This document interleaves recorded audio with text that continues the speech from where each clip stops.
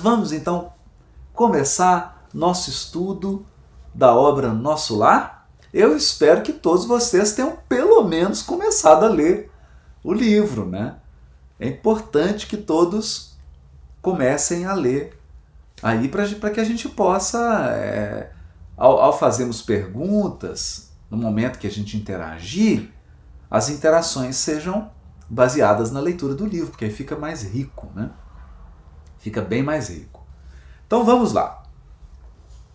O prefácio do livro Nosso Lar, ou melhor, a apresentação, foi feita pelo Espírito Emmanuel em 3 de outubro de 1943.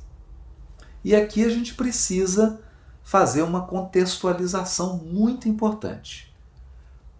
A esse tempo, quando André Luiz chega e dita o livro Nosso Lar, o Chico já tinha enfrentado o problema do processo em relação a direitos autorais pela família do Humberto de Campos.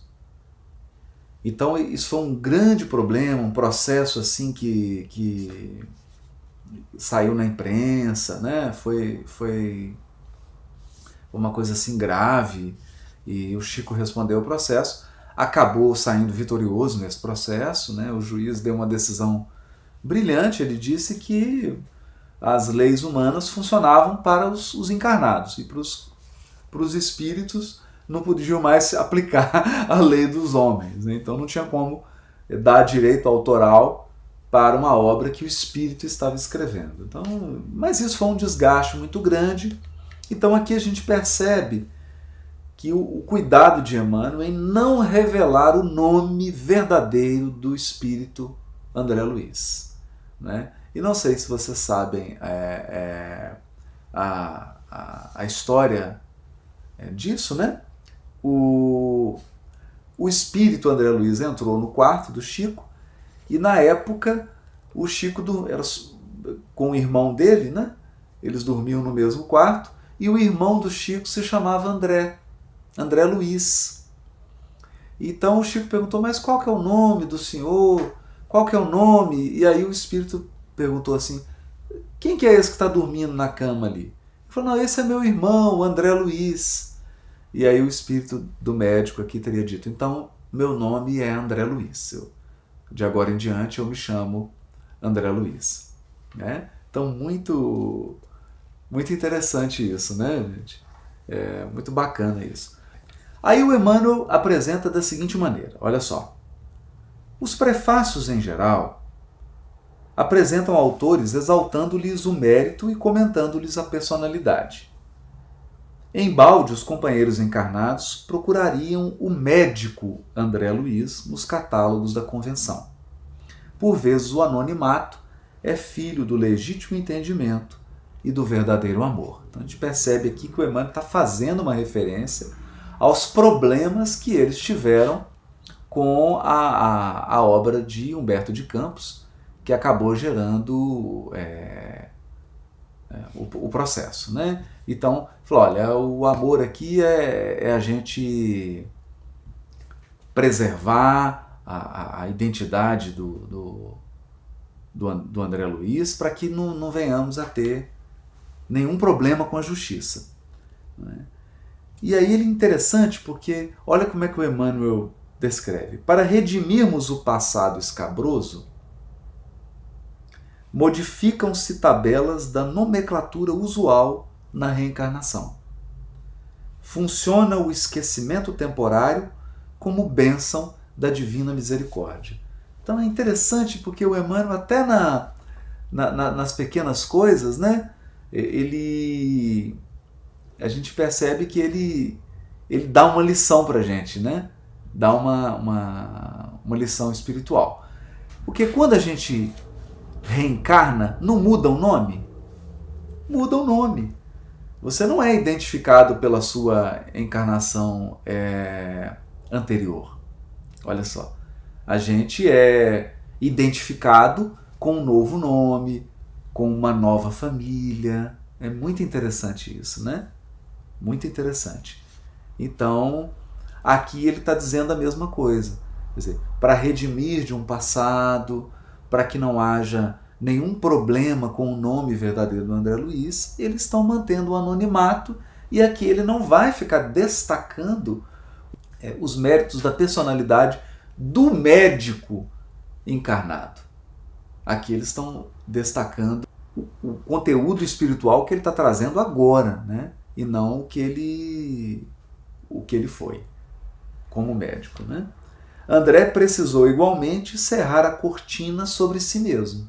Então, está comparando aí como se fosse uma encarnação.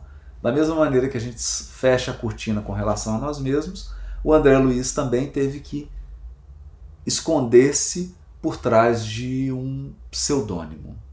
Né? Isso é muito, muito, muito interessante. Né? É por isso que não podemos apresentar o médico terrestre e autor humano, mas sim o novo amigo e irmão na eternidade. Olha que interessante, né? Por isso que chama novo amigo. É muito bonito, o Emmanuel é muito poético. Né? Ele está dando uma lição, olha, quando a gente reencarna, tem que esquecer os nomes, tem que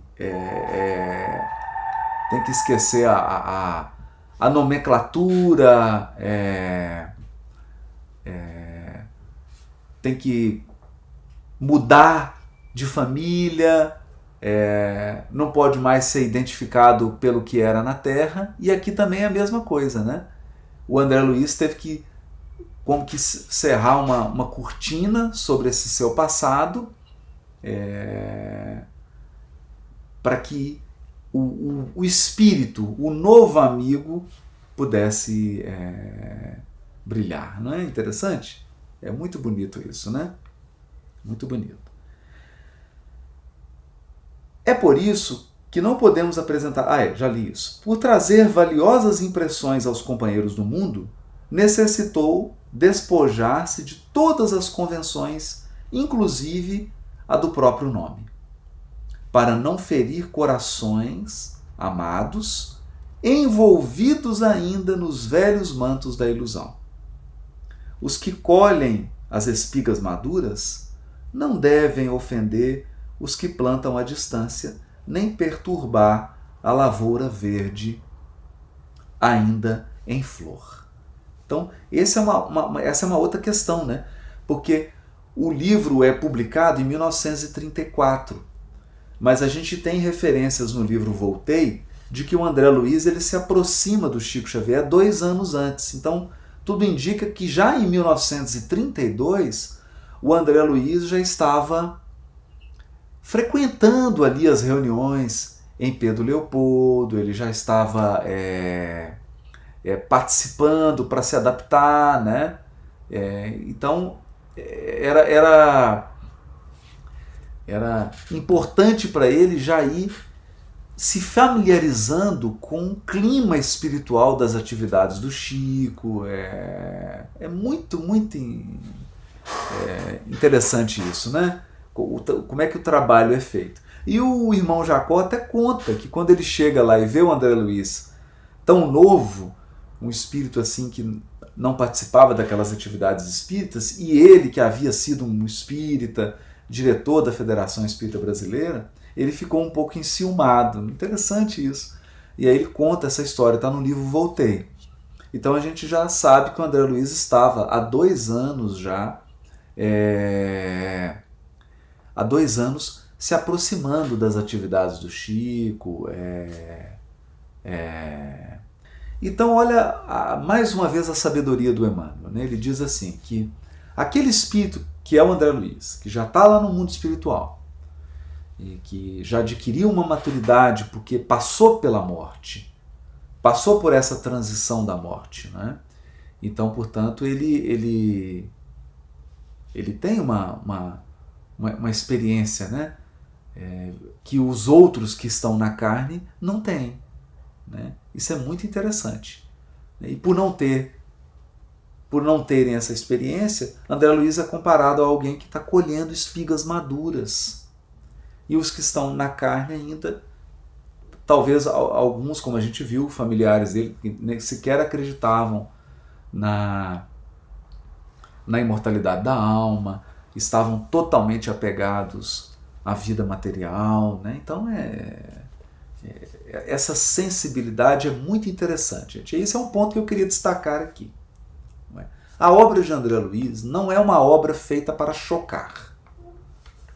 Hoje está muito em voga literatura espírita e espíritos que escrevem para chocar, que escrevem para criar um efeito espetaculoso, né?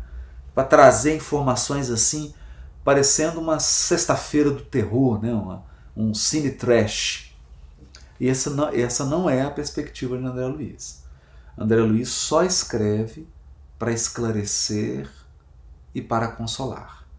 André Luiz não escreve para magoar, ele não escreve para impressionar negativamente, ele não escreve para fazer terror, para assustar, né?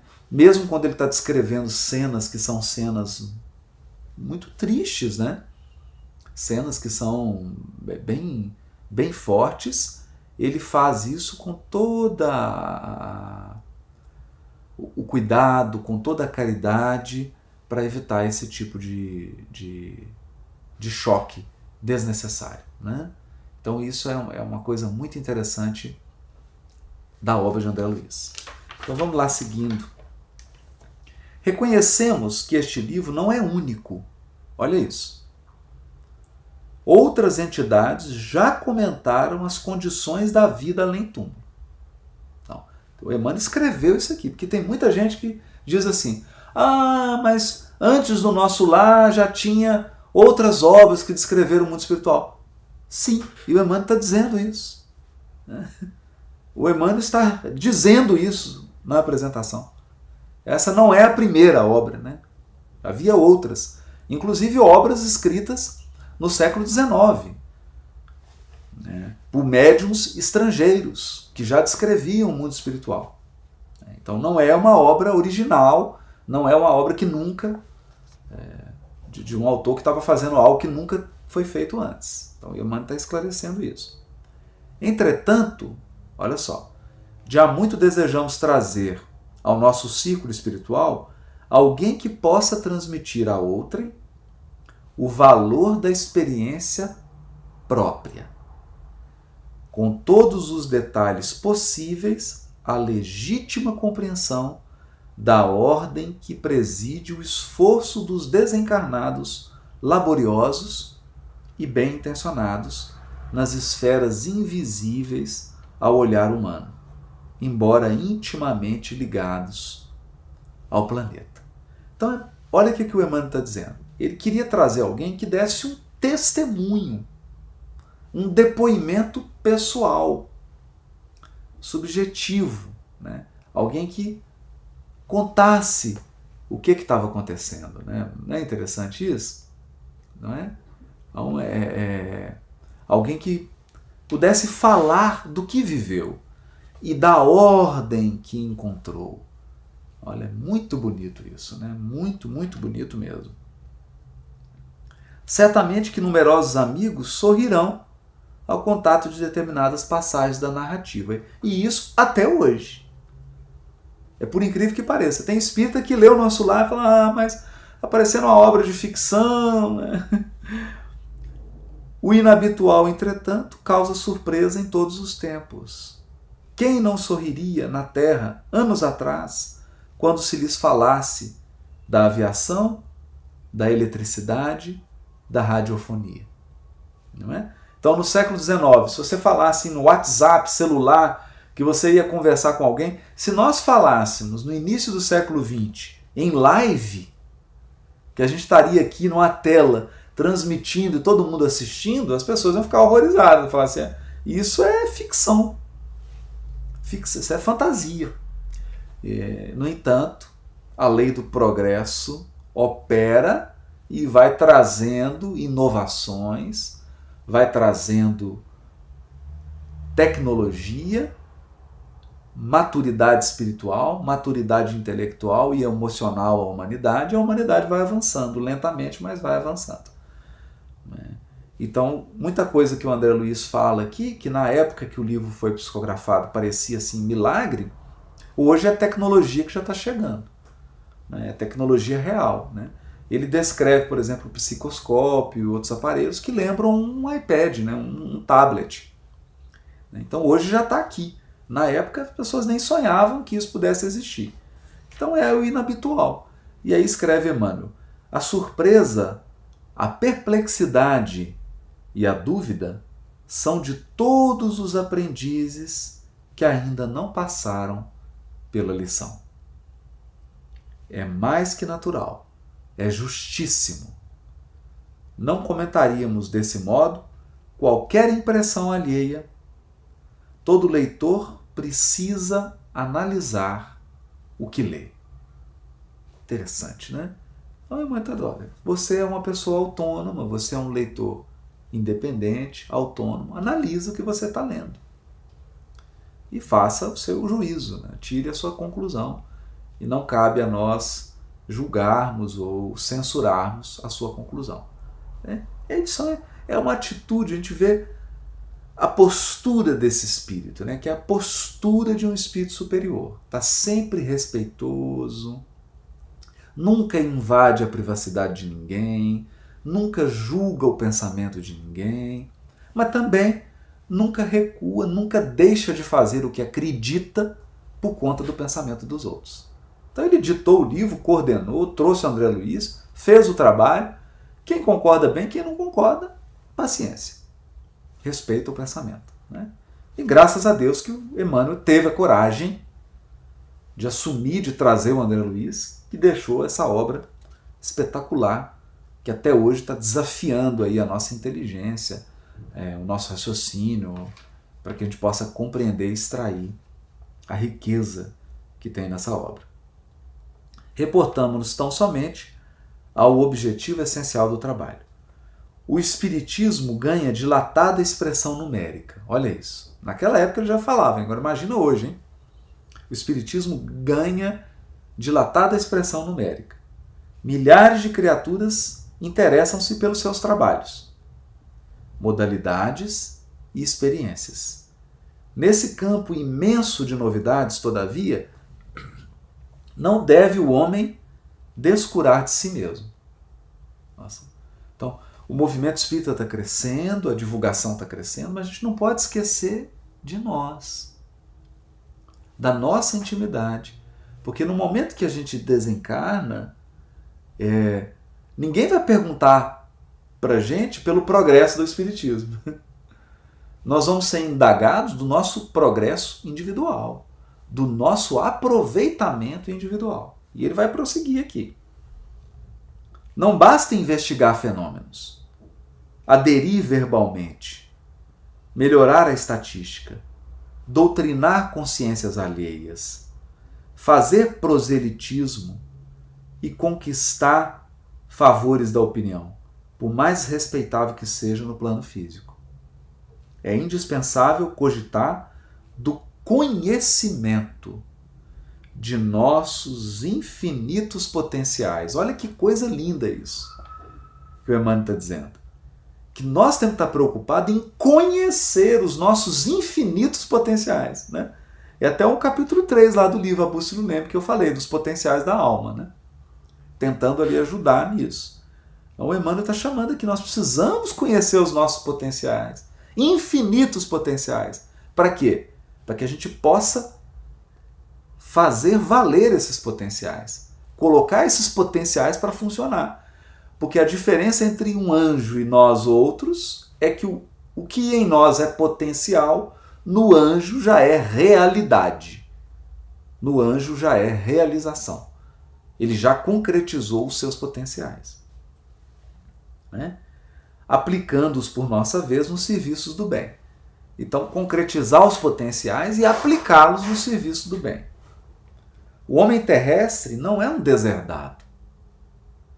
É filho de Deus, em trabalho construtivo, envergando a roupagem da carne, aluno de escola benemérita, onde precisa aprender a elevar-se. A luta humana é a sua oportunidade, a sua ferramenta, o seu livro. É outra coisa bonita que eu queria chamar a atenção aqui. não é? Olha o que o Emmanuel está dizendo. O livro nosso lar, o livro é só uma ajuda. Porque o livro verdadeiro mesmo, a ferramenta verdadeira de elevação, a oportunidade genuína do nosso progresso é a nossa encarnação. É a vida que nós vivemos. A gente vai ler e aprender na nossa vida. O livro só ajuda. É bonito isso, né? Então a pedagogia de Deus é a própria vida. Deus nos coloca na encarnação e a encarnação é que ensina. É como dizem os antigos, a vida ensina. É a vida que é a mestra, a professora. O intercâmbio com o invisível é um movimento sagrado, em função restauradora do cristianismo puro, que ninguém, todavia, se descuide das necessidades próprias, no lugar que ocupa pela vontade do Senhor. Então, intercâmbio espiritual sempre houve, mas agora, nesses moldes, esse tipo de intercâmbio aqui é um intercâmbio que pretende restaurar o cristianismo puro, os valores, os princípios, a moral do Cristo. Então, nós não podemos menosprezar as nossas necessidades próprias. Necessidade de corrigenda, necessidade de aperfeiçoamento, necessidade de experiência. A gente não pode esquecer isso. André Luiz vem contar a você, leitor amigo, que a maior surpresa da morte carnal é a de nos colocar face a face com a própria consciência. Não é? Então, olha isso. A maior surpresa da morte não é nos mostrar a imortalidade. Porque isso aí não tem jeito. Você acha que morreu, chega lá, você está vivo. A maior surpresa da morte é nos colocar face a face com a própria consciência. Porque aí você olha para o seu perispírito e você enxerga a sua real condição de espírito. Real condição de espírito. Né? Não mais... não tem como fugir, né? Não tem como fugir. Então, isso é bonito isso, né? Bom, deixa eu retomar aqui. Consciência, onde edificamos o céu, estacionamos no purgatório ou nos precipitamos no abismo infernal. Olha isso. Então é bonito porque ele está dizendo que o inferno, o purgatório e o céu não estão fora, estão na consciência. Vem lembrar, o André Luiz vem lembrar, que a Terra é oficina sagrada e que ninguém a menosprezará sem conhecer o preço do terrível engano a que submeteu o próprio coração. Não é? Então, qualquer espírito que encarna e menospreza a experiência física, não dá à experiência física o devido valor, não vive essa experiência de maneira adequada, ele paga aí um alto preço pela sua desídia.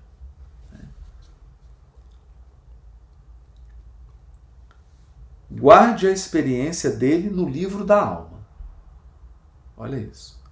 Ela diz bem alto que não basta a criatura apegar-se à existência humana, mas precisa saber aproveitá-la dignamente. Que os passos do cristão em qualquer escola religiosa devem dirigir-se verdadeiramente ao Cristo. Olha isso. É uma chamada para todos os cristãos, não só espíritas, todos os cristãos. Será que realmente a gente está seguindo os passos de Jesus? Ou está só frequentando a igreja, o centro espírita, o templo? Será que a gente realmente está seguindo os passos? Não é? Ou estamos só compondo estatística da nossa religião? Apenas fazendo número? Esse é um ponto fundamental.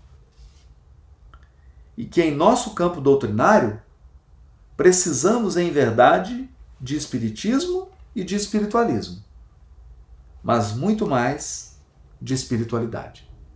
Então essa é uma frase do Emmanuel que foi mal interpretada. Olha o que ele está dizendo. Nós precisamos do espiritismo? Sim.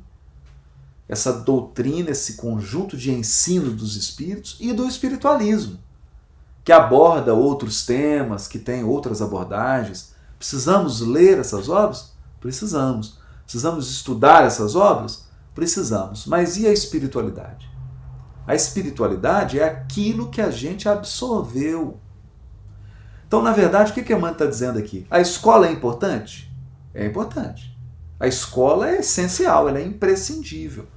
Mas se você vai à escola e não estuda nada, e faz mal as provas, o que adianta? Não é? A escola está lá. Ela está ensinando a matéria, aplicando as avaliações regulamentares, mas o aproveitamento escolar é do aluno. Não é? Cada um de nós terá um aproveitamento. Cada um de nós vai recolher da escola na proporção da dedicação e do esforço próprio. Então o espiritismo está aí. Mas tem pessoas que passam pelo espiritismo e aproveitam 0,5%. Outras aproveitam 80%. É muito interessante isso. Tem até um conto de Humberto de Campos que é muito interessante.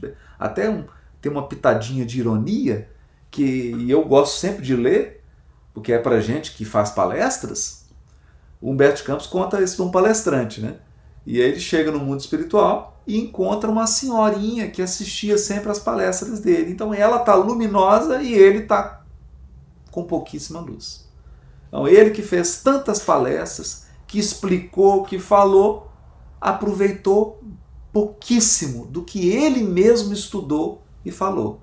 E aquela senhorinha, do que ela ouviu, das palestras que ela assistiu, ela aproveitou o máximo e transformou aquele conhecimento em prática.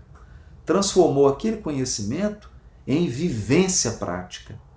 E essa vivência, então, pode ser traduzida em espiritualidade. Porque a espiritualidade é o que a gente constrói por dentro. Então, o espiritismo, ele não consegue sozinho nos renovar. Ele oferece as lições e as oportunidades para que a gente possa se renovar. Mas a renovação depende de cada um de nós. Então é isso que ele está dizendo. E espiritualidade é isso. Espiritualidade não é o número de livros que você leu. Espiritualidade não é o número de vezes que você foi ao centro espírita, ou o número de vezes que você foi na igreja ou no templo religioso, falando aqui para os cristãos. Espiritualidade é uma qualidade de vida espiritual. É a qualidade da sua vida espiritual. E essa qualidade, ela tem relação, né?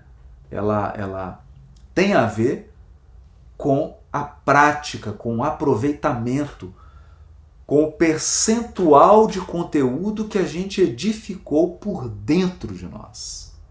Isso é espiritualidade. Então, nós precisamos da escola?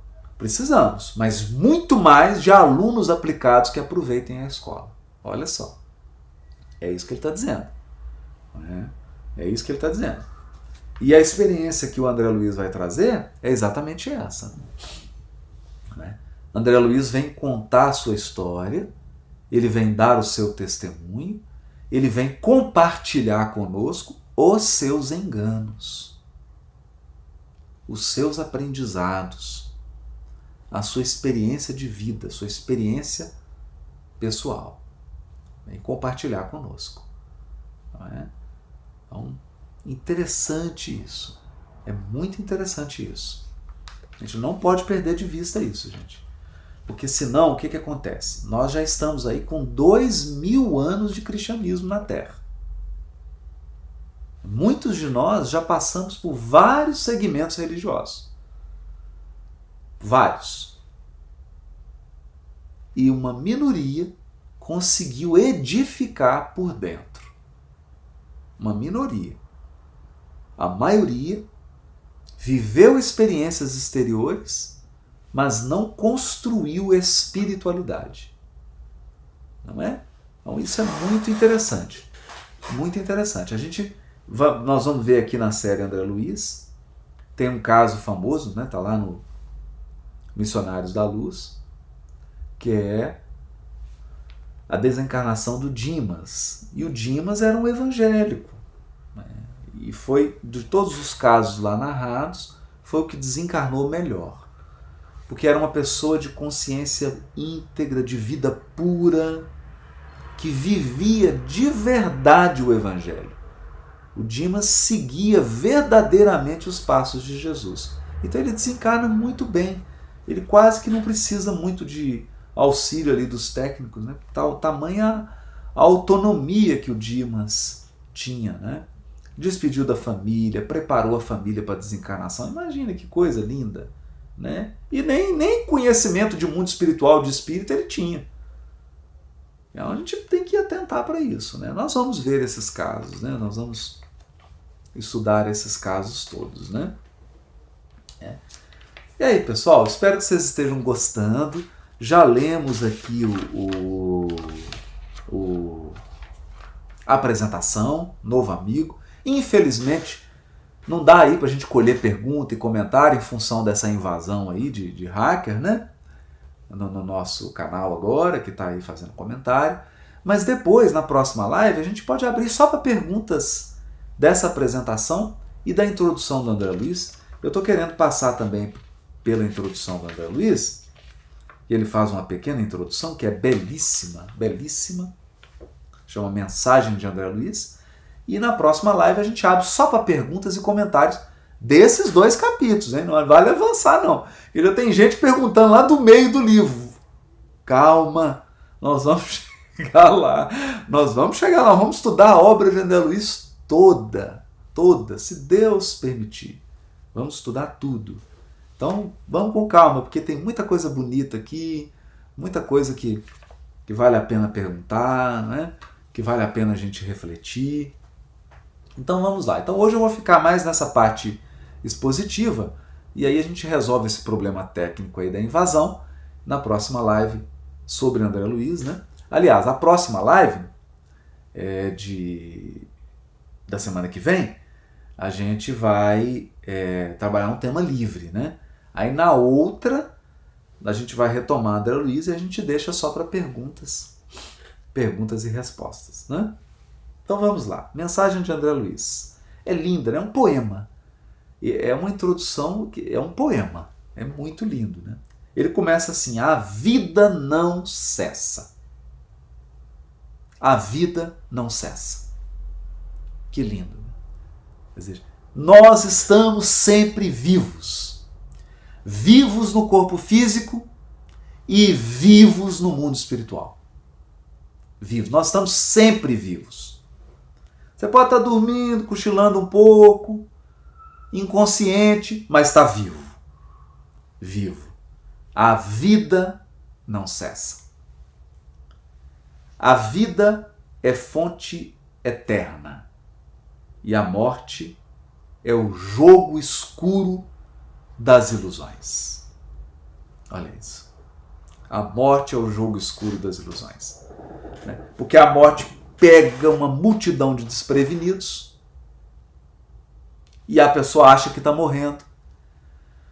Ela alimentou um número imenso de ilusões, ilusões de que tinha propriedade, ilusões de que era dono das pessoas, ilusões de que eram melhores do que as outras pessoas, ilusão de que ia morrer, ilusão de que a morte era descanso, acabava tudo, e é surpreendida com a continuidade da vida, com a continuidade da sociedade, das comunidades, dos seres, das mesmas questões de relacionamento, né?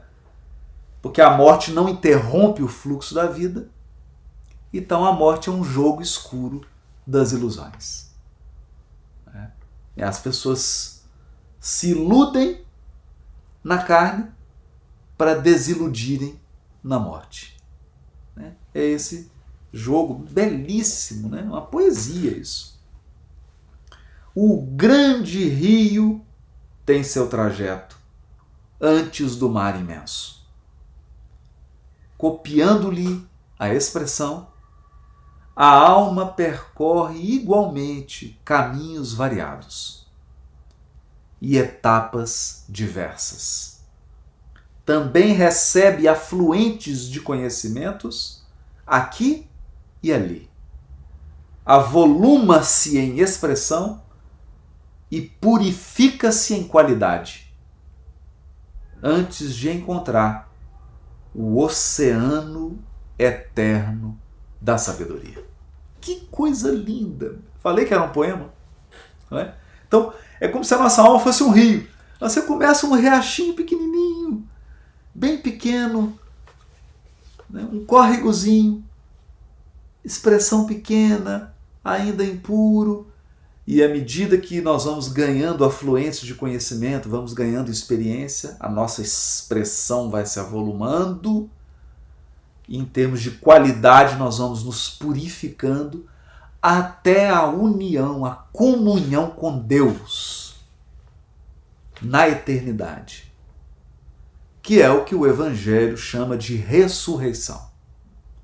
A ressurreição no Evangelho, na Bíblia como um todo, é a descrição desse processo de comunhão da alma com Deus, quando ela se torna pura e ela não necessita mais de experiências na carne.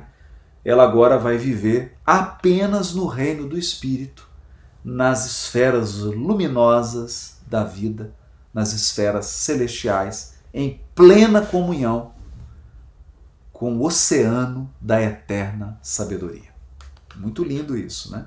É o rio aí caminhando para o mar. É assim a natureza, né? É como dizem os Espíritos, tal qual é a lei natural, é a lei divina. Se nós temos rios no mundo material, por que o processo da alma não é o mesmo do rio? Deus é o autor tanto do rio quanto das almas. A lei é a mesma. Por isso que dá para fazer a analogia, a comparação, não é? Cerrar os olhos carnais constitui operação demasiadamente simples. Mas dá medo. Dá medo, mas é simples. Então o que ele está dizendo assim? A morte é um processo simples. Esgota-se o corpo, surge um acidente. A morte em si é um processo simples que envolve um envoltório físico. Porque a vida mesmo do espírito não cessa. Permutar a roupagem física não decide o problema fundamental da iluminação. Ou seja, não adianta você reencarnar e trocar de corpo. Trocar de corpo não resolve o problema da alma. Se resolvesse, nós já estaríamos puros, né? Quantas vezes nós já reencarnamos? Da mesma maneira que a troca dos vestidos nada tem que ver com as soluções profundas do destino e do ser. Então o fato de você trocar de roupa não resolve o problema do ser e do destino. Da mesma maneira que trocar de corpo não resolve o problema da alma. Ó caminhos das almas, misteriosos caminhos do coração. É mister percorrê-los antes de tentar a suprema equação da vida eterna. Olha que lindo. Então, antes da gente ter a vida eterna no mundo dos espíritos, nós temos que passar por essas experiências na carne. É indispensável viver o vosso drama. Conhecer-vos detalhe a detalhe no longo processo de aperfeiçoamento espiritual. Então aqui ele está comparando, é quase que shakespeariano essa introdução aqui do André Luiz, né? Quase que shakespeariano. Porque ele está comparando a vida a um grande drama, né? E ele vai usar as imagens daqui a pouco. Seria extremamente infantil a crença de que o simples baixar do pano resolvesse transcendentes questões do infinito. E aí ele está usando a linguagem já do teatro, do drama mesmo. Aquilo entrou na linguagem da... Eu fico pensando assim, da tragédia grega, né? Do teatro grego, em que os habitantes da polis, da cidade grega, se reuniam naquele teatro e ali assistiam ao drama, à tragédia, à encenação. É uma peça de teatro, né? Que aqui o André Luiz está evocando essa linguagem do teatro grego. Ele tanto está evocando que a hora que ele vai dizer que isso aqui é de uma beleza extraordinária. Uma existência é um ato, um corpo, uma veste, um século, um dia, um serviço, uma experiência, um triunfo é uma aquisição, uma morte, um sopro renovador. Olha, é como se fosse um ato ali do teatro, né? Entra aquela personagem, faz aquele ato, aí tem o ato 2, ato 3. Está comparando mesmo a uma peça do teatro grego. Quantas existências, quantos corpos, quantos séculos, quantos serviços, quantos triunfos, quantas mortes necessitamos ainda. Olha isso. Que coisa linda, né? Quantas mortes nós vamos precisar ainda para poder atingir a pureza espiritual? Essa é uma resposta individual. Cada um de nós vai ter que dar, né? Porque isso tem a ver com aproveitamento individual, né? E o letrado em filosofia religiosa fala de deliberações finais e posições definitivas. Olha isso, ele está chamando a atenção dos teólogos. Falar em posições definitivas, soluções finais, nesse processo que nós estamos, é temerário. Aí, por toda parte, os cultos em doutrina e os analfabetos do espírito. Gente, isso é muito sério. Né? Que a gente adquire uma intelectualidade na Terra soberba. Uma intelectualidade cheia de soberba, mas não adquire sabedoria espiritual. Está lá em Provérbios. Está lá em Provérbios de Salomão, os livros sapienciais da Bíblia. Falam disso. Que a sabedoria dos homens é loucura para Deus. Que a gente cria um tanto de teologia, tanto de doutrina, um tanto de dogma, que não correspondem à vida verdadeira, à vida espiritual. Então a pessoa é cheia de títulos acadêmicos, ou leituras, ou habilidades intelectuais, mas é analfabeto do espírito. Não tem o mínimo de preparo para chegar na vida espiritual. Então é uma advertência aqui para todos nós. Né? É preciso muito esforço do homem para ingressar na academia do Evangelho do Cristo. Olha que lindo! Ingresso que se verifica quase sempre de maneira estranha. Ele só, na companhia do Mestre, efetuando o curso difícil, recebendo lições sem cátedras visíveis e ouvindo vastas dissertações sem palavras articuladas. Olha isso. Porque o verdadeiro discípulo do Evangelho, ele aprende com a vida. Ele aprende, às vezes, o silêncio. Estão lá falando mal dele e ele em silêncio, recebendo as lições. Ele está sendo perseguido, está em silêncio. Está aqui enfrentando as lutas consigo mesmo e recebendo lições do Mestre sem palavras. Porque são lições da vida prática. São lições do coração, do sentimento, da alma. Porque o mundo é a escola. O mundo é a escola. Muito bonito. Isso aqui é um poema. É um poema. Muito longa, portanto, nossa jornada laboriosa.